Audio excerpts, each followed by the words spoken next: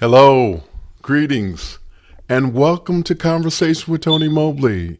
Today on Conversation with Tony Mobley, we are having a good friend, Mr. Kyle Hamman.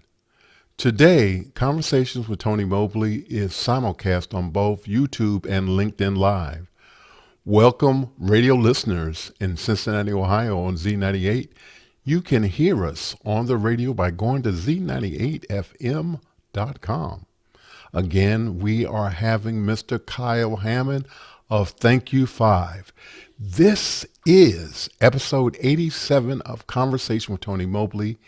Thanks to everyone for being a part of the journey. I want to thank the team behind Conversation with Tony Mobley for all of your hard work. You can go to conversationwithtonymobley.com where you can participate in the Mukana chat.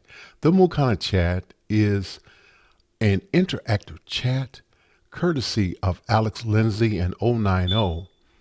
The Mukana chat will allow you to put in your question, and your question can be voted up and down. So please go to the website, Conversation with Tony Mobley, register so that you can participate in our conversation today. So again, I want to say welcome to my friend, Kyle Hamman.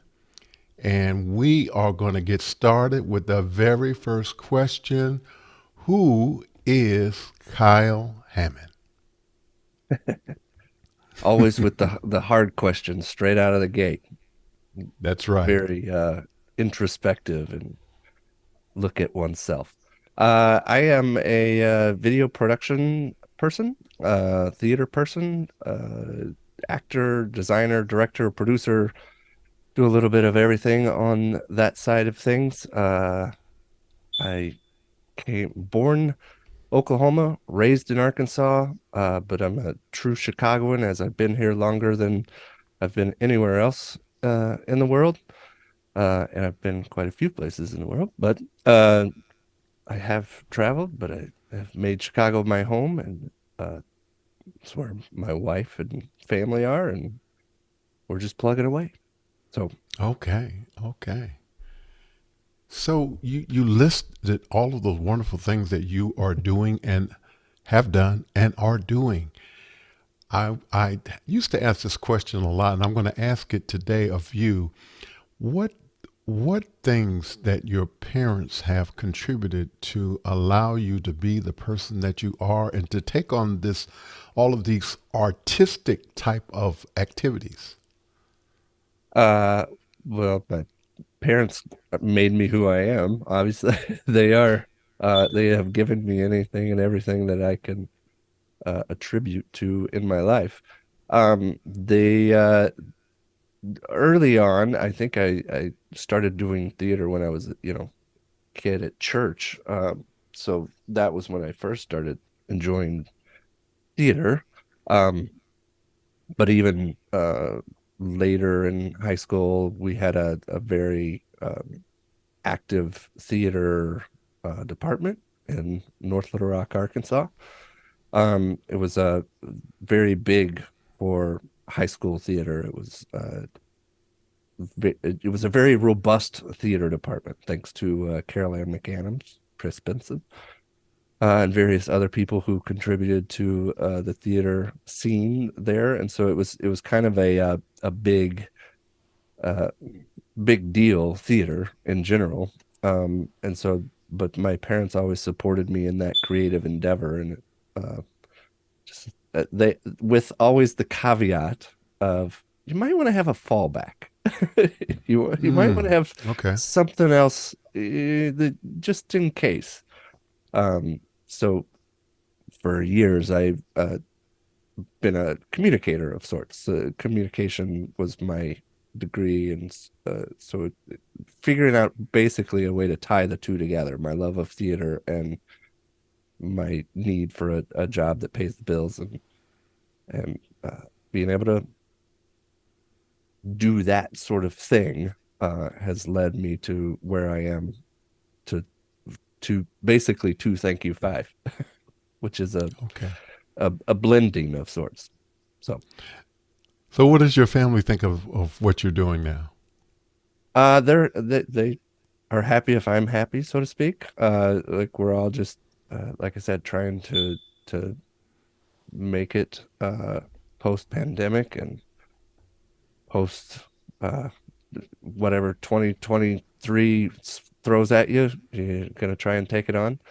Um, so they're happy with where we're at and just trying to figure out how to move to the next place. Keep moving Well, things forward. very cool. Thank you so much, Kyle. Our next question is. Our next question is, and this is a good time for those of you who are listening on the radio as well as those who are listening on YouTube. Please put in your questions. Don't miss this opportunity to ask Kyle questions about this theater that project that he has created. So I'm going to just ask you straight out, what is Thank You Five? Thank you five is much the way uh conversations with Tony Mobley is a conversation. Thank you five is a conversation between five theater artists discussing live theater in a digital world with the backing, the intent of what's the word? Innovation. Sorry, that was what I was Okay. trying to find. Mm-hmm. Innovation as well as gratitude. The gratitude part comes from going back to what I was saying about communication. Thank you five for if you don't know, for those of you that don't know, comes from theater in theater parlance. A stage manager will go around and give people a warning like, hey, it's 10 minutes, 15 minutes to places, 10 minutes to places, 5 minutes to places. And the correct response when a stage manager says 5 minutes to places is thank you five. And so it comes from a place of communication, but also ritual and also making sure that everybody's on the same page, that we are in a complete understanding of where we're at and where we're going to. And so it comes from a call and response sort of um, situation where you're trying to make sure I am saying, this is how much time we have. You are responding with, you understand that this is how much time we have. We are good to go. And we're on the same page. Um, so it comes from that's where the name came from, trying to be clever a little bit. But Mm-hmm. also it started a long time ago, just always kind of uh, pushing the boundaries, so to speak, of what is theater, and not necessarily like I grew up. Speaking of parents, my parents took me to the theater when I was a kid, and I would go to see, the very fancy, red curtain type theater, proscenium, very straightforward. Lights go to half, you sit down and you watch a play. But then, excuse me, they would also take me to dinner theater sometimes, and then we would, Okay. have various readers theaters that we would do in high school. So it was always like never just like a straight acceptance of like this is theater. This is the only way theater can be done. We always kind of push the limits and of what you would think of when you think of theater. Cut to me moving to Chicago, part of the storefront theater scene, which, if you don't know the whole idea of storefront theaters, you find a space and you make theater. So it's Okay. not necessarily proscenium stages. We just the theater that I'm a part of, strawdog.org, uh, we started in an old textile factory. Or I don't know if we started there, but where my time there, it was an old textile factory with a big column in the middle of the stage. And everybody talked about like, wow, Straw Dog really knows how to use the column in the middle of the stage. And it was because everybody else would get there and be like, how am I supposed to act around this column? Or how do I direct around this column? But like we embraced the column because it was like, well, this is our space. This is what we got to work with. So this is what we're going to do. And this is how we make theater in this space for these people. So anyway, so that kind of started with this idea of what is theater and challenging, not your typical traditional normal quote unquote theater. So try and figure out how to push the limits. Lastly, and then I'm going to bring this home. Then No problem. in the Please continue. yeah, we got time. Uh, in the pandemic, everything shut down. All of that was taken away. Like everybody had to figure out uh, what do we do now? I remember early on posting a link to IATSE was having a petition about help theater artists, and there were some people who were like, "Well, yeah, just like everybody." I'm like, "No, not just like everybody, because as soon as everybody else gets back and everything is fine, theater is going to be another year and a half to 2 years before it will be back. Because no matter what, people are not going to want to, after coming out of a pandemic, they're not going to want to sit side by side in a dark room with strangers. Like this is a killer to uh our way of life. So we all sort of tried to pivot to what can we do, because we're not going to get back to normal, even the traditional normal that we're pushing against. So now's the time to like even pivot against what our challenges were. And I we started to put together a show that was called Run the Beast Down, I believe. I think that was the full name of it. Anyway, it was basically we started putting it together, and I had a conversation with Ellie Green, the director, and talking about like what do you want to do, how, and basically we started having a conversation. Like we need to have a more conversation about what is theater, because what it sounds like we're doing is making a film, and that's fine, but like I don't know that it's theater. But we made a film and it was great, and it was shot very theatrically, and it was performed theatrically, but I still hold that it was a piece of film. It was not a piece of theater.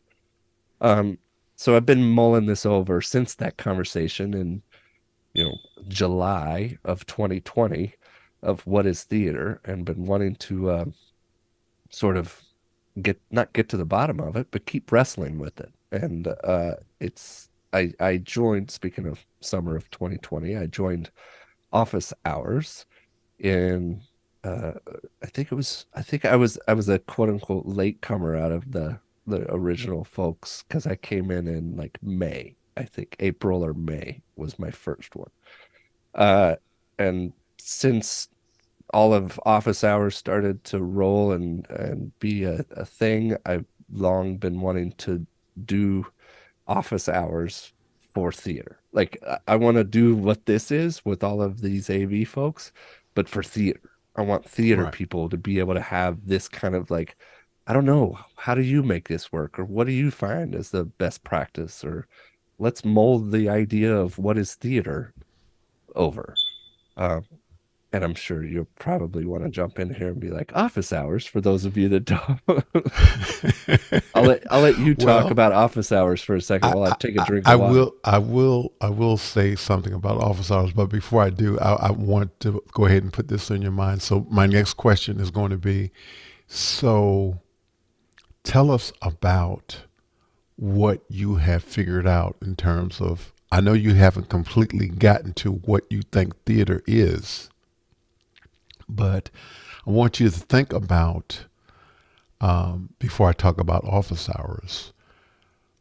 What are the tools that you're using? And by tools, I mean like Isadora or Zoom OSC, Zoom Rooms.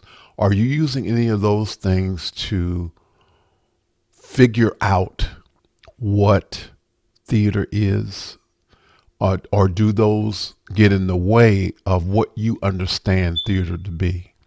And for those who are listening, I just wanted to just briefly mention what Kyle is talking about is office hours, which is, I want to say is version 2.5 right now. And it started at the beginning of the pandemic. And office hours is a community that was created and developed by Alex Lindsay of 090. And he is also a person who can be seen on Tuesdays on MacBreak Weekly with Leo Laporte. And if you're not necessarily in technology, you may not know who Alex Lindsay is, but he is responsible for creating a school for video production in Rwanda. He was a big advocate for doing things in Photoshop long time ago. He has also worked at I want to say Star Wars. He's worked for George Lucas at Star Wars. Episode 1. And episode 1. And so what he did was at the beginning of the pandemic, he reached out on Twitter and people came together, primarily video production people that are in the streaming, movie making, theater realms. And they came together and they tried to figure out how they could be successful in the midst of a pandemic. And what they found is that they could be successful in creating a community where no one is left behind, and they could learn how to succeed. And in some instances, they have learned to be profitable in doing video production and streaming in a different way. And so it has been a community that I have been a part of since early March and April of 2020. And I happened to be going through cancer treatment at the same time. It was what I needed to be a part of that community. I initially joined to be part of helping resolve a church who could not meet in person any longer because of the pandemic. And so I joined office hours as a means to find the best way possible for them to have positive interaction with one another and worship without walls. And so it has been a wonderful experience. I was welcomed into the community, and because of being welcomed in the community in such a positive way, I wanted to share one of the things that happened in the pandemic, and I'll be real quick with this. One of the things that happened in the pandemic was there are 7 Mobley children. We meet since the beginning of the pandemic on Sundays at 7 p.m., and we have been doing that ever since the pandemic started. And we continue to meet. And my sister was telling me last Sunday that she hopes that we never stop. And so hopefully we will never stop. But in my conversation with them, I was telling them all of the wonderful things that I was learning in office hours, and the things that the help that we were providing for teachers and trainers and people in theater and all of these wonderful things. And I think they got tired of it. So they said, you need to share that with someone else. And so a lot of different things happened, and out of that birth Conversation with Tony Mobley. And so the reason that Kyle and I are having this conversation right now is because a group of office hour family members, and I'm going to say it that way, made the decision that they would support me in having this opportunity to have Conversation with Tony Mobley. And so, and now we're going to get back to where are we with Kyle and his thoughts about um, technology, software, hardware. Do they help? Do they get in the way of the theater? What is? How do you feel about the things? Uh, well, what we and it comes down to I'm like, sorry, I'm how do I phrase this? How do I it's, the show that I've put together, Thank You Five, is in support of live theater. So it is not itself and does not purport to be live theater. That said, I have long been trying to, for, 15, 20, 30 years, trying to pull theater artists into the digital world. I think I was the for Straw Dog. I was the first person to set up a Google or email account for us to be like, hey, we should all have a place that's digital, that's ours. Like I didn't create the website, but I was the first person to be like, we should all have the same email addresses. Just throwing that out there. Um, the and which is to say, like it's long been a case of like, how do we use these tools, like you said, these tools, these digital things in support of theater. So it's not in place of by any stretch, but it's how can we utilize these things to help us make live theater better and easier and more engaging and all of those things, because it's not um, we've been doing this show for 2 weeks now. This will be the third week tonight.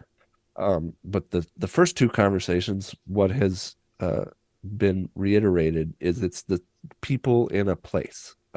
That's what makes theater. Um, Now, and what I would argue is that the place can be online, but we'll get into that later. But Mm-hmm. it doesn't have to be sharing the same oxygen, and some people think that it does. But whatever. That's part of the fun of this conversation is we don't have to have the answer. We just have to have the conversation.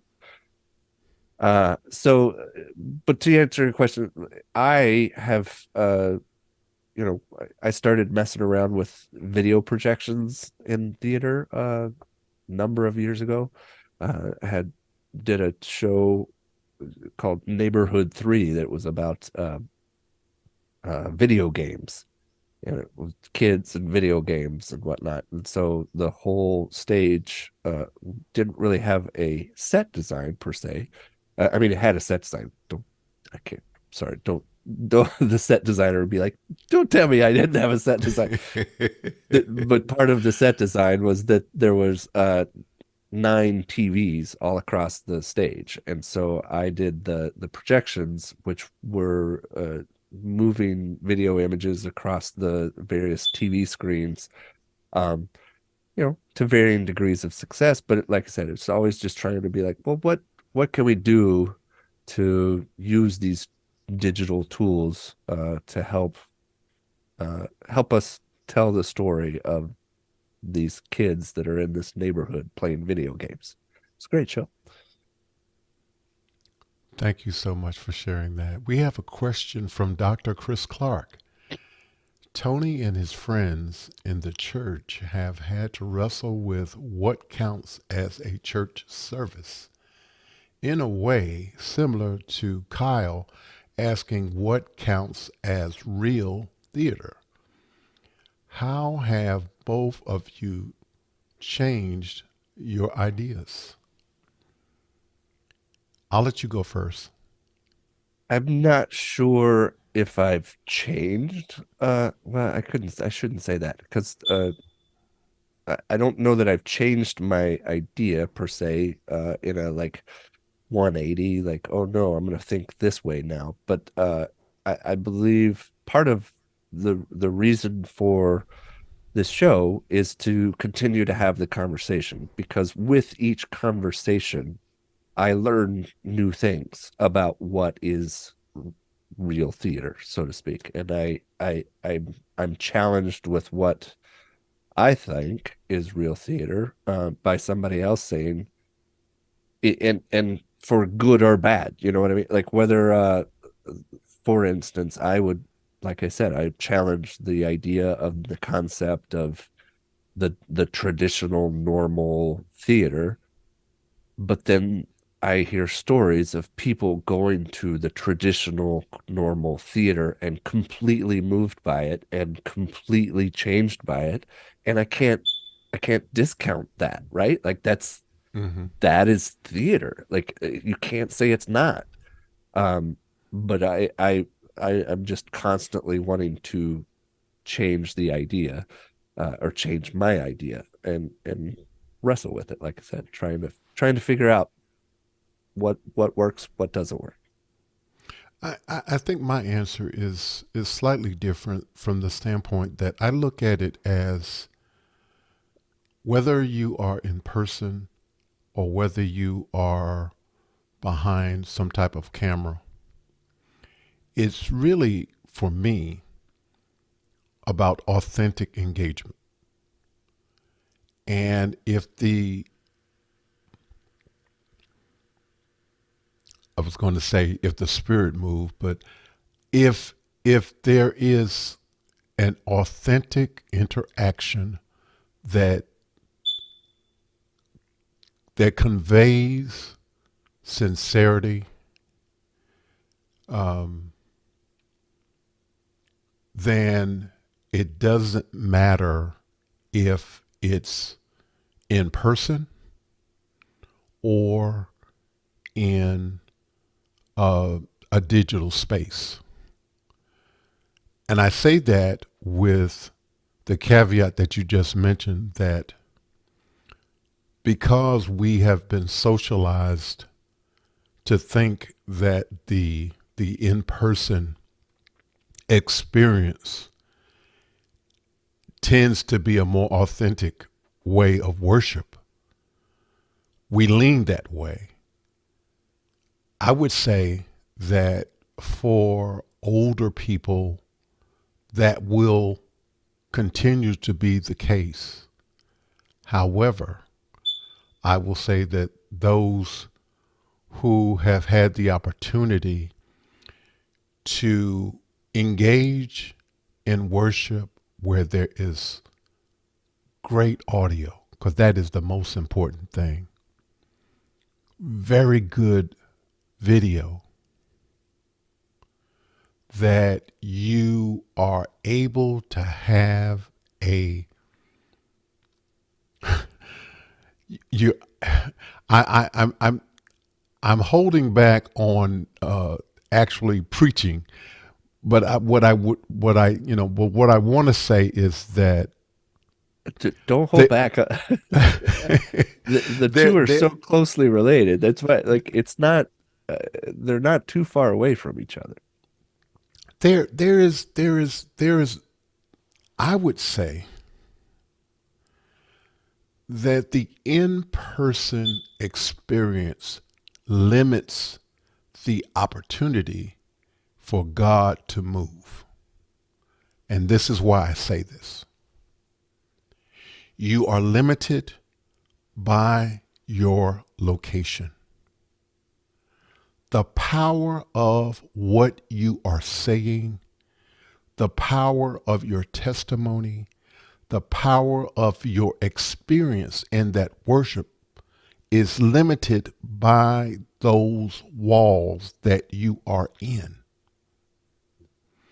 The data has already shared that church growth has blossomed through digital means. That means that Tony Mobley, having a worship experience in Noonan, Georgia, can have a friend in Germany participate in that worship experience. And the friend in Germany or Philippines or the UK or Canada is a participant or can be a participant in the worship experience. We are actually able to do the things that those of us who call ourselves Christians have been commanded to do. And I would dare say, regardless to what your worship experience is, the best way to do evangelism, be it Buddhist, Muslim, Jehovah's Witness, whatever you are, is through a digital space. The digital space can be more impactful because everybody has a smartphone. And so you're not limited by location.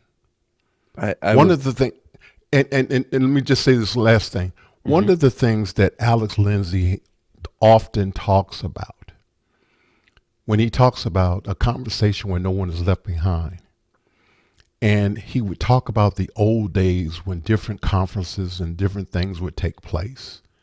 And he would say that those exchange, he talked about a lot of different issues with some of those events because sometimes it was just about fellowship. And we know, Kyle, that you can have a great fellowship with someone you've never even met if the conditions are such that you have good audio and good video. Right. And having said that, I want people to know that I am not against having worship experiences that are in person. I'm just saying that you are limiting the opportunity to do evangelism, to do worship, to share an experience. And I'm sorry, go ahead. What you wanted to say? I just to yes, and that as a theater improv term, it is, yes, not only you're limiting by location, but you're limiting who is able to be in that room, whether it's financially or physically or emotionally. If they can't, they can't get out of the house for whatever mental reasons or whatever that is, you are limiting your reach by just saying, no, this is the only way this works. This is the way. I strongly believe that, you're preaching to the choir over here. Yes, you're cutting yourself off from a whole other group of people that need to be communicated to and reached and spoken to, whatever that message is. And that is part of, again, going back to how this whole show started, my father planted the seed in my brain years and years ago about, you're in Chicago and you do theater in Chicago. You should make videos about doing theater in Chicago for all of the people who don't live in Chicago, so that they know and they can learn from your experience of how you do it and how it works and what's the, you should preach that to all of the people who live in the middle of nowhere, whether it's Arkansas, where I came from, or whether it's California or, Philippines or Germany. You should develop a series of videos that explain what Chicago theater is, because it's a very specific thing to very specific people. Anyway, it stems from that as well, of hey, how do we have our conversations that we have in a room together? How do we get those to the people who can't be in the room? Absolutely. That's really what it's about, and I think that I'm going to say something that's probably going to be a little controversial to some people, but I actually think that the digital experience can be even more powerful than an in person experience if it is done right. If it's done right. Right. And we're going to go. And I would argue that the same is true if it's done wrong live, it's still done wrong.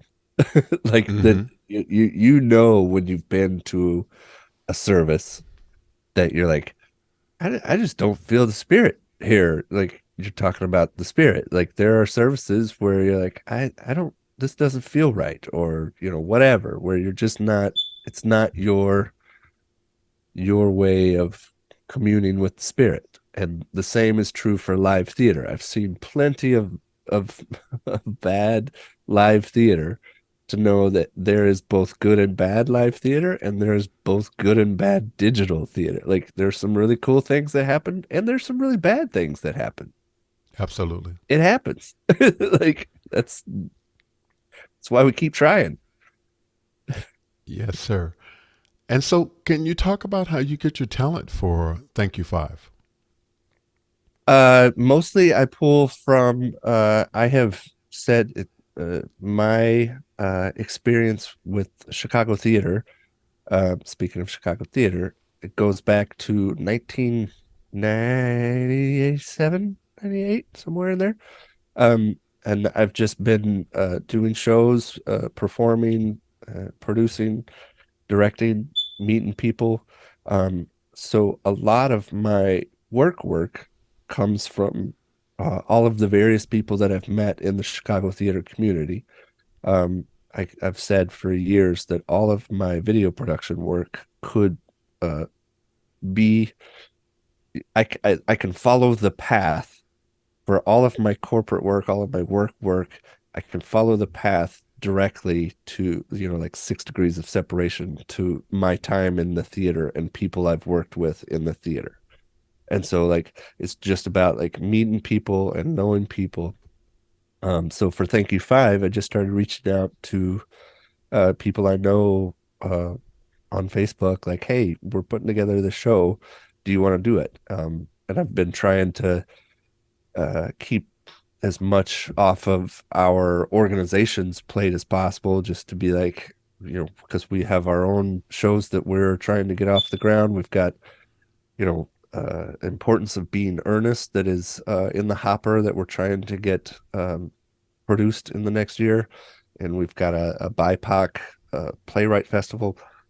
Excuse me, sorry, not a playwright festival, but a playwright residency where we are helping develop scripts for BIPOC artists. So we've got a lot of other things going that I was like, I'm gonna make this happen as well. So I'm gonna try and make it as little impact as possible on everybody in our company, but also just because I want to reach out to the world outside of our company and bring everybody into what we're trying to do. So I basically just reached into my Rolodex of sorts, contact list, and just started messaging, texting people and be like, hey, we're doing this thing. Does this sound interesting? And like I said, it's been a conversation for the last couple of years. And most times when I've brought it up, people are like, that's a great idea. Yeah, I like that idea. Let's talk about it. And speaking of, Lalok was on our first show, and he was one of the first people I talked about it with back a year and a half ago. And we finally get it going. Now I got to cough again. Well, he is the one who told me about the project that you were doing. So, and I actually had an opportunity to watch that show. So I don't know if I told you or not, but I did get a chance to watch it, and I was thankful. One of the things that came to mind, though, as you were talking, um, you do realize that now that you're doing Thank You Five, that you're not limited to just Chicago theater people. Oh, I know. And that's been my from the get-go. Like I start with the people I know from Chicago, but a lot of the people that I have brought in like Laloc and like I've been trying to get outside of Chicago theater, um, with always like because it's produced by Straw Dog, there's always going to be a certain element of Chicago theater. Um, Right. but I'm the tonight we've got people from Chicago, but also people that were from, let me see, I'm checking my list, all over the place. And there's people in New York, there's people in Arkansas, there's because that's where I'm from. But then there's people in California, and I've been trying to get Richard on board, but it's like literally the middle of the night for them. Right. So it'd Right. be a little tough. And since you brought Richard up, go ahead and tell our audience and those listening who Richard is. Richard Lavery is Belfast. He's in Belfast with Accidental Theater Company over there, and he's also someone that has inspired me to like, yes, we could do this. We could branch, uh, embrace the digital realm, so to speak, to tap into that audience and those people that are like sitting at home, you know, who knows what time of day, but they want to engage with you and be a part of your show and help you develop your thoughts on what is theater. And so like it could be at 9 o'clock at night, or it could be 10 a.m. Like it just doesn't matter. Like you need to meet people where they're at. And of course there's always got to be a hard line where like, well, I have to do it here because I also have to put the kids to school. I got to do what they like. There's other things, and so you got to pick a time and run with it. But then you got to uh, develop systems so that times are covered no matter what people's schedules end up being. So I don't know, kind Very cool. of got off on a Thank tangent there, but thank you, Kyle. No, no, that was good. That was good. Thank you so much for sharing that. Um, and you sort of already answered this question, but I'm going to ask it again. So, was Thank You Five created in part after the pandemic? yes, it had been percolating as an idea, like I said, for a while, and so I'm very much like all things kind of peppered to lead us to here. And then the the last, like I said, I originally spoke to Tlaloc about this a long time ago, but then he got busy working at Zoom, and I got busy doing work on my house, and other things have come up and kind of kicked the can. Like, yeah, we'll get to it when we get to it. And then my father has been in the hospital since September, which sort of uh, was a gut punch slash kick in the pants of like no time like the present. So that was when I came back from holidays this past year. I was like, well, all right, it's time to do this. It's never going to be uh, developed enough or figured out enough or whatever enough. We just got to do it. And we're going to sort of build the ship as we're flying, build the plane as we're flying it, as Gary V. And I think Alex has said that as well sometimes. Can can you share how Thank You Five can be supported for those who are listening and want to help you um, develop Thank You Five? Sure. It's the email that I've got is five thank you five at gmail.com. If you want to email that email, I can respond to if you're like, hey, I would like to be part of your crew or whatever you want to do. I'm happy to respond, or if you want to be on the panel or whatever. Um, but the other way you can support our theater is through strawdog.org is our website, and our donation page is strawdog.org/donate. We're trying to do a membership push, so we're trying to get members on board, and there's going to be some some perks to being a member as we get those developed. Um, but because the main thing and why we're doing uh, donations and memberships is we made a decision during the pandemic to do free theater. We are trying to uh, speaking of challenging, ticket sales is never really the main source of income for small theaters like ours.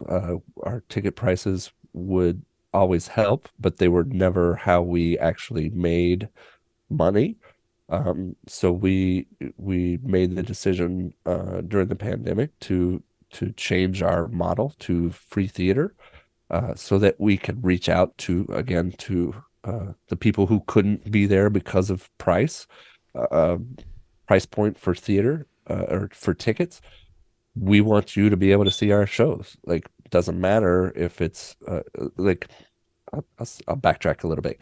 We had when I first started with Straw Dog, I think our ticket prices was $10, maybe like $5, $10 ticket prices. And we slowly were raising our ticket prices, and this was across the board for a lot of folks to like $35 tickets. And it's just it gets to a point where like I can't afford to go see a show for $35. I'm sorry, it's just not going to happen. So uh, in order to battle that with our audiences, to help our audiences with that, we're just doing free theater. But in order to do that, we have to seek out donations. We have to seek help. We're got some grants, as most theater companies do. So yeah, that's how you can help is go to strawdog.org/donate, or you can email that email and we'll put you to work. Okay, and so we have another question, and I can't quite make out. Oh, Dr. Clark is back again. Kyle, have you thought about writing slash producing a play about the challenge and joys of doing theater virtually, perhaps involving the theater companies collaborating access, time zones, Belfast plus Chicago? I have definitely thought about it. And we wouldn't be the first. That was one of the things that Slalok actually talked about when he was on um, the show a couple of weeks ago, was talking about how now Zoom and Zoom existed before, like virtual meetings existed before, but the pandemic made it really a viable source of having production meetings and collaboration meetings. And let's figure out how to do this because if uh, long long-standing joke for production meetings is nothing for the group. And the corporate counterpart of that is this could have been an email. Like, I didn't need to be in this meeting for an hour when you could have just wrote an email and we could have all gotten this, read it at our desk and be done with it.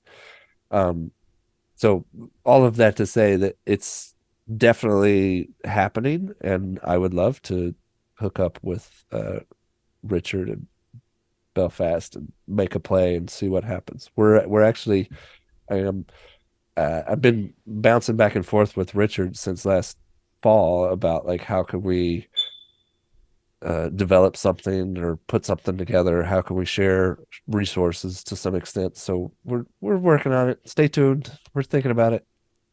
You heard it here. Stay tuned. Not to Please put tell us. Richard on the spot, like we're like we haven't agreed to anything. We're just talking. We're talking. Thank you, Dr. Clark, for that great question and the great questions. Period. So, please tell us about your continued professional and personal development. What are you doing to keep things fresh and to continue to grow? I try and plug in to whatever is culturally happening in our culture with a lot of, you know, a lot of streaming services over the pandemic have gotten my money that I need to start, shutting some down and be like, I need to watch less Netflix. Um, but the the idea is that just try and stay I want to say relevant, but trying to just pay attention to what's going on in the world, whether it's the news or the culture or, you know, my friends over Facebook and Instagram or, whatever, just trying to make sure I pay attention to what's happening. That's sort of my professional development on the theater side is just try and stay stay abreast as to what is happening that's new or that, might be on the horizon for like cool things that our theater company might do or I might do. But then personally, I just try and spend as much time as I can with my family. Like the pandemic has taught me anything that like my main focus is my nucleus of my household and how we are doing and how we uh, are maintaining our own relationships and keeping ourselves together, but also, all right, now we are good. Like, let's make sure we're all good. Now, how do we be good to other folks? We used to tell the kids every day when they would go to school, be nice to somebody today. And we've tried to maintain that and tried to continue to teach them to don't just take care of each other, but like if you see somebody that needs some help, don't be afraid to reach out and help them. So, So my next question is, what's next for Kyle Hammond? And thank you, five. well, the next up is I'm seeking panelists for the next episode of Thank You Five. We've got a show next week, and then a show next week after that, and then another one after that. So, like, I purposely built this to just constantly run. With the whole with the intent that I'm not going to run it for in perpetuity. But it's easy enough to just get everybody on Zoom and go to YouTube and say, all right, let's just all sit around and talk for an hour. So that being said, we do have the Makana and we have various video production tools on the back end that make it look fancy and do all of that. But at the end of the day, it's just a conversation between five people. So what's next is just lining up another five people to talk next week. So I'm trying to get better at getting further out and further out and make sure I'm not just scrambling for speaking of, I've got a show in an hour and somebody emailed that they got sick and can't be here tonight. So I'm going to be scrambling for the next hour to see who's going to fill that fifth slot. But that's what's next is we're just going to keep trying, like I said, to wrestle with the conversation of what is theater and how do we make it better for the people who are making it now, but also for the people who are coming up, make it easier and better for them. So, Can you tell us the link for your conversation for tonight? oh, sure. I can. I mean, I think if you go to our YouTube, Stradog, youtube.com at Stradog Theater, that will be where the live link will be. But then I think in there I'm going to put the Makana link. So I don't have the Makana link, but it'll show up in the YouTube chat where people can then bounce over to Makana and ask questions and do all of that fun stuff. Thank you so much for sharing that. Thank you. Can you share a past success and a recent success and what you learned from them? Past success. Let's see. Well, uh, I don't know if it's success, but I will breaking news mention that my father, who's been in the hospital since September, he got West Nile virus and has been really, really, really struggling. But as of today, he will be leaving the hospital tomorrow for the first time since September, and we are so excited. So that is a Absolutely. success. Congratulations. He That's is great news.